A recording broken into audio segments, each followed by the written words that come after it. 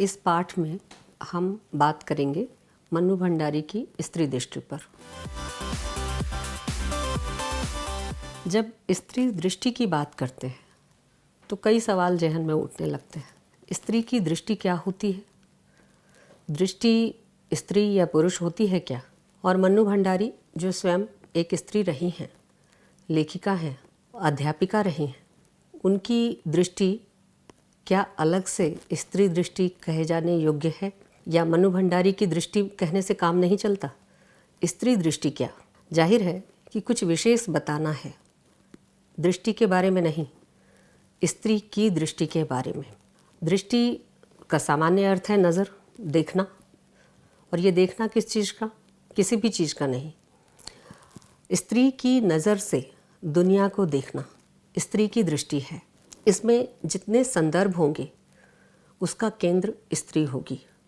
स्त्री के संदर्भ से समाज को रूपायित करना, समाज के संबंधों की व्याख्या करना, समस्याओं को देखना, राजनीतिक संदर्भों को समझना और किसी भी तरह के संदर्भों को समझना स्त्री की दृष्टि कहलाएगी। सवाल उठता है, स्त्री की दृष्टि फिर है क्या? स्त्री की दृष्टि शिरकत की मांग करती है, स्त्री की दृष्टि सहयोगिता की मांग करती है, स्त्री की दृष्टि साझेपन की मांग करती है। और इस तरह से स्त्री की दृष्टि एक मुकम्मल ऐसी दृष्टि होगी जिसमें उन तमाम चीज़ों के लिए जगह होगा जो शिरकत वाली होंगी। वहाँ यूनिलेयर या एक रेखीय चीज़ें नहीं चलेंगी, एक तरह की बात नहीं चलेगी। वहाँ बहुत सारी चीज़ों में साझा भाव होगा, सम्मिलन का भाव होगा और बराबर की हिस्सेदारी होगी। और इन सब चीज़ के लिए जिस व्याख्या या भाषा की ज़रूरत होती है वह संवेदनात्मक व्याख्या होगी, भाषा होगी। जब हम स्त्री की दृष्टि की बात करते हैं तो स्त्री के जीवन से जुड़ी हुई समस्याओं की बात भी करते हैं।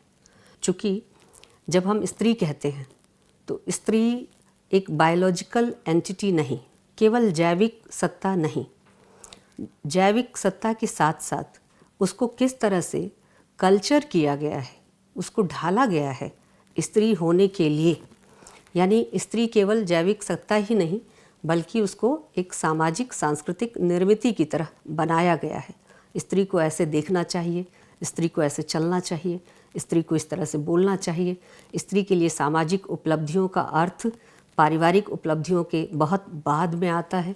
स्त्री की अपनी सत्ता समाज से या किसी बाहरी उपलब्धि से नहीं बल्कि घर से परिभाषित होती है। ये तमाम चीज़ें स्त्री को नर्चर करती हैं, एक तरह से उसको तैयार करती हैं, उसको पोषित करती हैं कि वह स्त्री जैसा दिखे, स्त्री की तरह बने। और इन सब चीज़ों को स्त्री कहा गया। यानी स्त्री को एक खास विचार के सांचे में ढाला गया। तो यह जो स्त्री दृष्टि है ये उस स्त्री की पहचान करने की एक मशीन भी है, एक औजार भी है, एक व्याख्या की भाषा भी है जिसमें हम समाज, सत्ता, राजनीति, संस्कृति द्वारा बनाई गई स्त्री की भूमिका की पहचान करते हैं।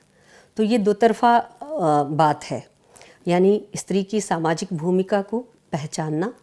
और जब हम कहते हैं कि स्त्री की सामाजिक भूमिका को पहचानना, राजनीतिक भूमिका को पहचानना, सांस्कृतिक या अन्य तरह की भूमिकाओं को पहचानना जिसका आधार स्त्री की अस्मिता, स्त्री के देह, स्त्री के व्यक्तित्व से बाहर है, जो बाहरी संसार है, जहाँ हम स्त्री को स्त्री की तरह पहचानते हैं और पुरुष को पुरुष की तरह पहचानते हैं, उस बाहरी संसार की पड़ताल करना भी है।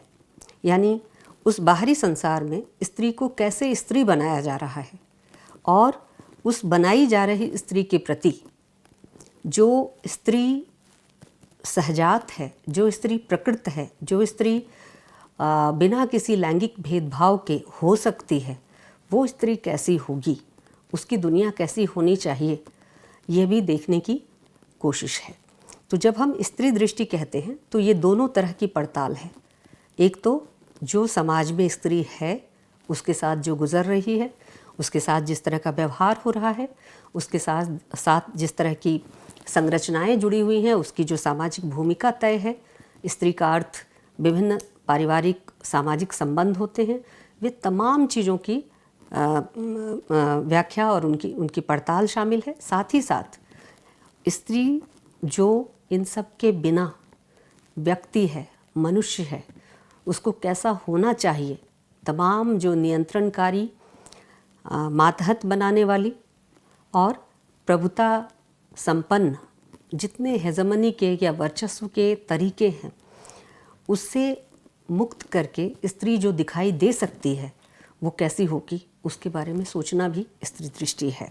मन्नू भंडारी समाज में स्त्री को, स्त्री की भूमिका को, उसकी व्यक्तिमत्ता को, उसकी अस्मिता को किस प्रकार देखती हैं और सामाजिक जटिलताओं में जो स्त्री फंसी हुई है उसकी स्थितियों की पहचान कैसे करती है। इस कहानी में 2 स्त्री पात्र प्रमुख हैं, लड़की और उसकी माँ। एक तीसरे स्त्री पात्र की चर्चा मात्र होती है, वह है दिदिया। दिदिया की चर्चा लड़की के नरेशन में केवल 2 वाक्यों में होती है कि दिदिया का विवाह बहुत जल्दी उनके जीवन को सार्थक करने के लिए एक निरर्थक तरीके से कर दिया गया। यानी दिदिया ने एक गुनाह किया था कि उसने किसी से प्रेम किया होगा और उसके जीवन को विवाह के निरर्थक बंधन में बांधकर माँ ने सार्थक कर दिया।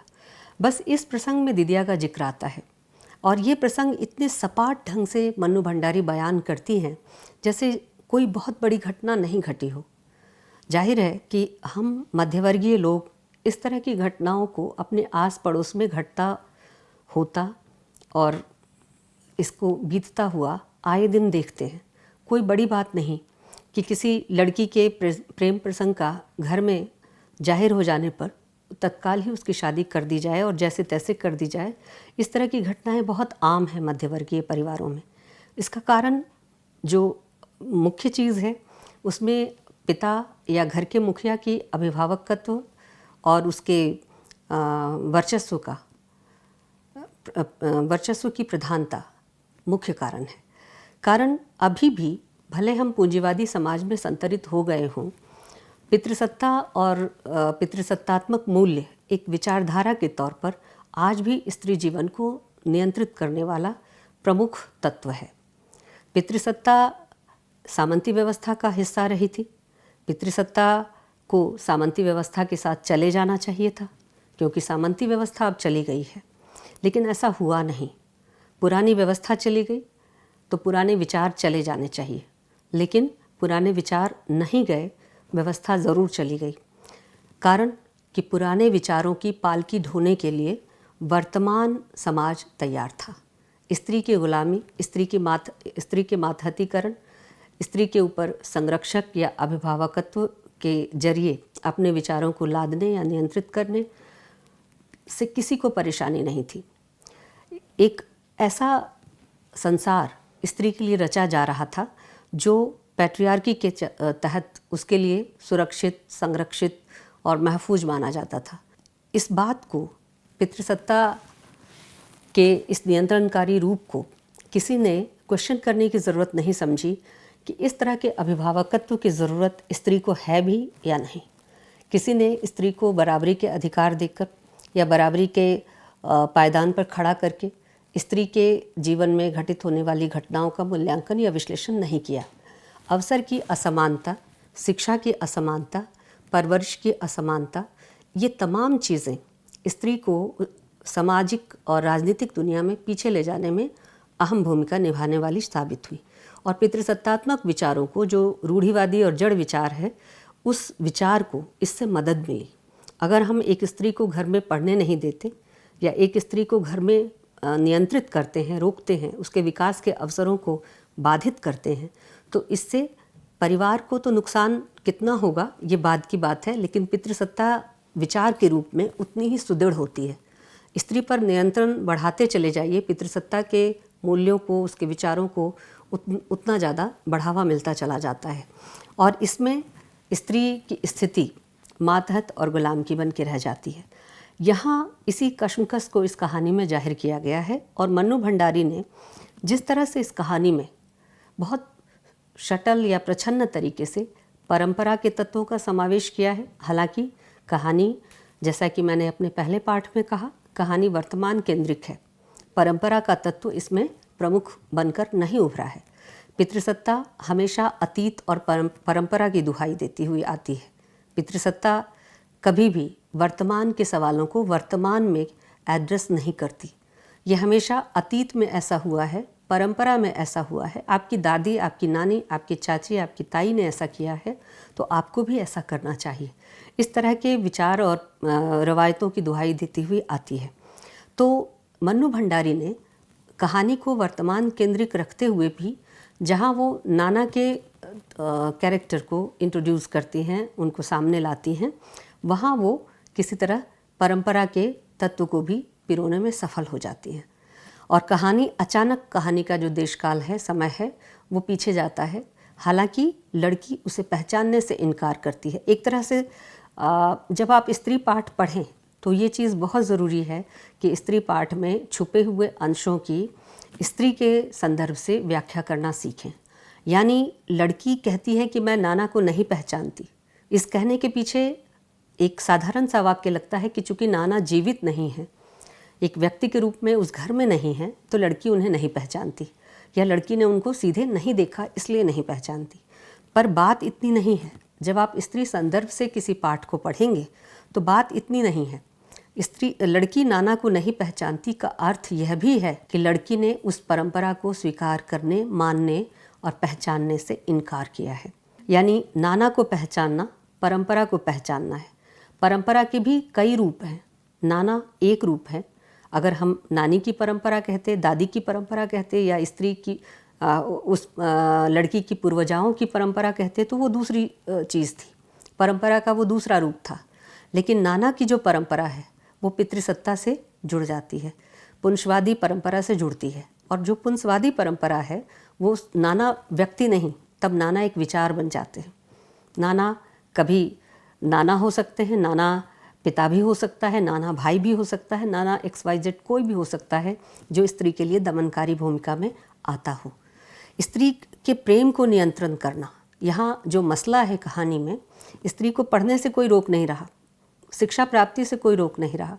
स्त्री के घर में या लड़की के घर में जो बहसबाजियाँ हैं वो तमाम तरह के नए पारिवारिक और मित्रता के संबंधों पर हो रही हैं। यानी एक खुला मुक्त वातावरण, जिसे हम बौद्धिक कह सकते हैं, मध्य वर्ग का जो बौद्धिक वातावरण संभव हो सकता है, वो उस लड़की के घर में मौजूद है। लड़की को अन्य किसी प्रकार का कोई अभाव नहीं है। एक वो होता है जहाँ अभावों के कारण सुविधाओं में आनाकानी होती है, सुविधाओं में गैर बराबरी होती है, सुविधाओं में प्राथमिकताएं तय हो जाती हैं कि कम सुविधा है तो लड़के को, या जो कमाने योग्य है, या जो ऐसा लड़का जो वंश चलाएगा, यानी सामाजिक मान्यता है कि लड़के से वंश चलता है, तो उसको हम वरीयता देते हैं। आमतौर पर निम्न मध्यवर्गीय परिवारों में या सामंती परिवारों में इस तरह की विचारधारा रही। इस लड़की का जो परिवेश है, पारिवारिक परिवेश है, उसमें न तो खाने पहनने की कोई कमी है, न उसकी पढ़ाई लिखाई में कोई कोताही माता पिता की तरफ से हो रही है, और ना ही किसी अन्य तरह की बाधा उसके आधुनिकीकरण या सामाजिकरण की प्रक्रिया में है। एक बड़ा सवाल है कि लड़की की सामाजिकरण की जो प्रक्रिया है वो छोटे कस्बे और मोहल्ले में किस प्रकार घटित होती है, और उस सामाजिकरण की प्रक्रिया में लड़की की भूमिका स्वयं लड़की तय कर रही है या माता पिता की ओर से तय हो रही है। जाहिर है सभ्यता के विकास के क्रम में जो पितृसत्तात्मक रवैया है, उसकी जो दमनकारी इंस्टिंक्ट है उसका, वो उसी तरह एक्ट नहीं करता, उसी तरह व्यवहार नहीं करता जैसा वो सभ्यता के विकास के जो स्थूल रूप हैं या स्थूल स्तर हैं उस स्तर पर करता होगा। यानी तब तो लड़की अगर प्यार करती, प्रेम करती, या माता पिता की मर्जी के खिलाफ किसी और से संबंध करती, तो शायद उसे सीधे जहर दे के मार दिया जाता या किसी अन्य तरह से उसकी कहानी ख़त्म हो जाती। लेकिन यहाँ लड़की प्रेम कर रही है, लड़की पढ़ रही है, लड़की आधुनिक विचारों वाली है, लेकिन सब कुछ स्वीकार है, आधुनिकता के तमाम रूप स्वीकार हैं, लेकिन लड़की का जो वैयक्तिक निर्णय है प्रेम का, वह स्वीकार नहीं है। प्रेम के खिलाफ, प्रेम को एक प्रतिरोध के औजार के रूप में सामंती संरचना के साथ संघर्ष में तैयार किया गया था। यानी सामंतवादी प्रतिबंधों को किसी तरह से तोड़ा जा सकता है, उसमें कुछ छूट ली जा सकती है, उससे कुछ रिहाई ली जा सकती है, तो वह प्रेम और प्रेम के संघर्ष के जरिए ही। यानी सामंती संरचना का ही एक हिस्सा है वर्णाश्रम व्यवस्था, सामंती संरचना का ही हिस्सा है लैंगिक भेदभाव, सामंती संरचना का ही हिस्सा है जब आप रंग और नस्ल के आधार पर भेदभाव करें। लेकिन इन सब को तोड़ने वाली चीज़ सिर्फ और सिर्फ रूमानी या प्रेम का भावबोध है। यानी सामंती समाज में भी प्रेम प्रतिरोध के औजार के रूप में बराबरी को कायम करने वाला, विषमताओं को दूर करने वाला और विभिन्न तरह के भेदभावों को मिटाकर मनुष्यता के धरातल पर एक करने वाला तत्व या भाव माना गया। भक्तिकाल में भी आप देखें, वहाँ प्रेम को अलौकिक रूप दिया गया, ईश्वर के प्रेम के बारे में बात की गई, लेकिन था तो वो प्रेम ही। ईश्वर को व्यक्ति के रूप में ही तो माना मीरा ने, उसके कृष्ण व्यक्ति ही थे। तो व्यक्ति हो या ईश्वर, प्रेम एक भाव के रूप में क्रांतिकारी है, बदलाव की चेतना से संपन्न है। लेकिन आधुनिक समाजों में भी, आधुनिक मध्यवर्गीय परिवारों में भी जो शहर में रह रहा है, गांव और गांव के जो सामंती बंधन है उससे कहीं दूर है, फिर भी उसकी जो चेतना है, उसकी जो मानसिकता है, उसका निर्माण कहीं ना कहीं पितृसत्ता ही कर रही है और उसी से वो संचालित है। इसी कारण लड़की के विकास के तमाम रूपों को स्वीकार करने के बावजूद, यानी उसकी शिक्षा को स्वीकार करने के बावजूद, ड्राइंग रूम में, या जिसे हम बैठक खाना कहते हैं, बैठक कहते हैं, जो कभी जनान खाना से दूर हुआ करता था, यानी अंतःपुर अलग और बैठक खाना अलग और रसोई घर अलग, ये घर की जो अलग अलग स्पेस है। इस कहानी में मैं बार बार जोर दे रही हूँ, घर के स्पेस को पढ़ना बेहद ज़रूरी है। इस कहानी से किचन गायब है, रसोई नहीं है इस कहानी में, लेकिन बैठक है और बरामदा है। बैठक अंतःपुर है और बरामदा वह बाहरी जगह है जहाँ स्त्री का सामाजिकरण हो रहा है। वो एक नए संबंध में, जो रक्त संबंध से बाहर हैं, जो खून के संबंध नहीं हैं, यानी माता पिता भाई बहन इस तरह के संबंध नहीं हैं, मित्रता के संबंध हो सकते हैं संभावित, उस तरह के संबंध के पनपने की जगह वो बरामदा है जहाँ से बाहर की दुनिया जुड़ती है। और लड़की का बैठक खाना है जहाँ विचारों में आधुनिक चीज़ों का, आधुनिक तत्वों का, आधुनिक बहसों का समावेश है, उनकी आवाजाही है।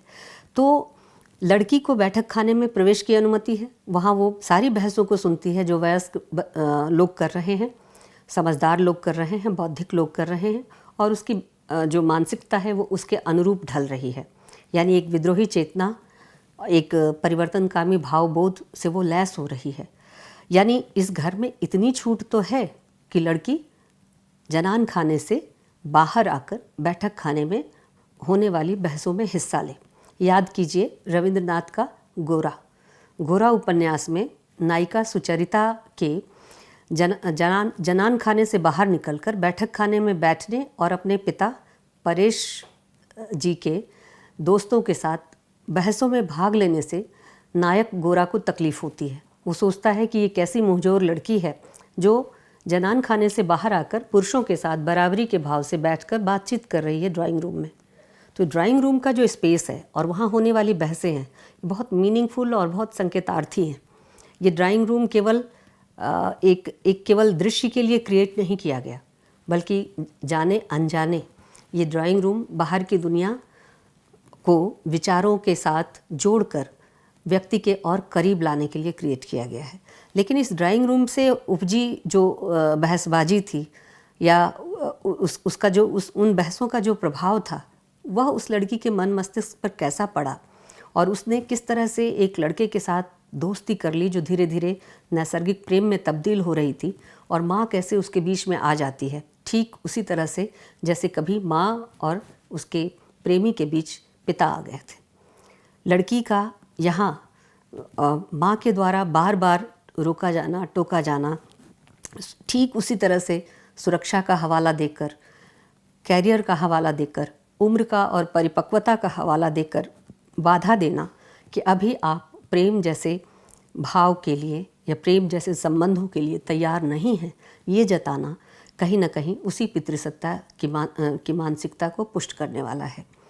यहाँ प्रेम को एक आधुनिक तरीके से व्याख्यायित करने के क्रम में प्रेम के प्रतिरोधी जो भाव हैं, उसका जो प्रतिरोधी रूप है, संघर्षकामी रूप है, उसको एक तरह से गौण बना दिया गया। प्रेम मनुष्य को बदलता भी है, प्रेम उसे ताकत भी देता है, प्रेम संघर्ष के लिए शक्ति भी देता है। लड़की के प्रेम में न तो उतनी गहराई दिखाई गई है और ना ही इस प्रेम संबंध को बहुत बढ़ा चढ़ाकर बहुत कह सकते हैं कि इसके भावपूर्ण वर्णन किए गए हैं। यानी इस प्रेम की गहराई कितनी है लड़की और शेखर के प्रेम की, यह पाठक के सामने स्पष्ट नहीं है। लेकिन एक हाइपोथेटिकल जो बहसें चलती हैं ड्राइंग रूम में, जो ऊपरी तौर से जो बहसें चलती हैं ड्राइंग रूम में, उन बहसों के प्रभाव से प्रभावित होकर लड़की प्रेम कर बैठती है और ये स्वीकार करती है, मन में मानती है कि जो माँ पढ़ने की छूट दे रही है, जो माँ बहसों में शामिल होने की छूट दे रही है, जो वयस्क लोगों की बहसें हैं, वो माँ उसके कच्चे प्रेम को भी स्वीकार कर लेगी। लेकिन यहाँ माँ फिर से माँ नहीं बल्कि नाना की भूमिका में, यानी परंपरा के पुंसवादी चरित्र में प्रवेश कर जाती है और वो अचानक नाना की भाषा बोलने लगती है। दमन की भाषा स्त्री की भाषा नहीं हो सकती। दमन का शिकार स्त्रियां रही हैं। स्त्रियों की भाषा में दमन के शब्द उतने फर्राटे से नहीं आते जितने फर्राटे से और जितने आसानी और सहजता से पुरुष की भाषा में आ जाते हैं। स्त्रियों की भाषा अत्यंत संवेदनशील और मुलायम होती है, ना कि दमन और घृणा और नफरत वाली। तो दमन की भाषा स्त्री की नहीं हो सकती। लेकिन माँ अचानक जब नाना की बोली बोलने लगती है तो लड़की को लगता है कि नाना फिर से माँ के अंदर जीवित हो गए और इस नाना से बात करना संभव नहीं है। एक और चीज़, मन्नू भंडारी की स्त्री दृष्टि को समझने के लिए इस कहानी में एक दिलचस्प चीज़ शामिल है जिसको ध्यान से देखना चाहिए। कहानी में पात्रों का नामकरण नहीं है।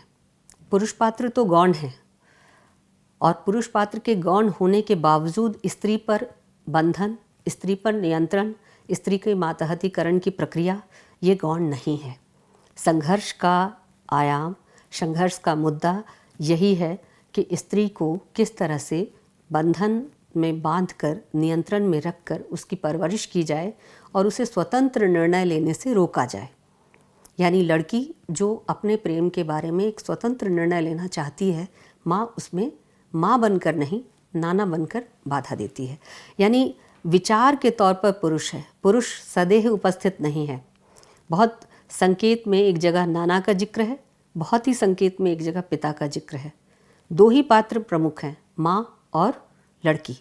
लेकिन माँ और लड़की के बीच अन्य पात्रों के सदैव उपस्थिति न होने के बावजूद ये चीज़ बहुत स्पष्ट जाहिर है कि अन्य पात्र यानी जो पुरुष पात्र हैं वो नियंत्रणकारी भूमिका में, उनकी विचार और विचार की सत्ता मौजूद है, जो माँ के जरिए माँ ने उन विचारों को आत्मसात कर लिया है। यानी स्त्री जाने अनजाने, बहुत सचेत रहने पर भी कब पितृसत्तात्मक विचारों की वाहक बन जाएगी, कैरियर बन जाएगी।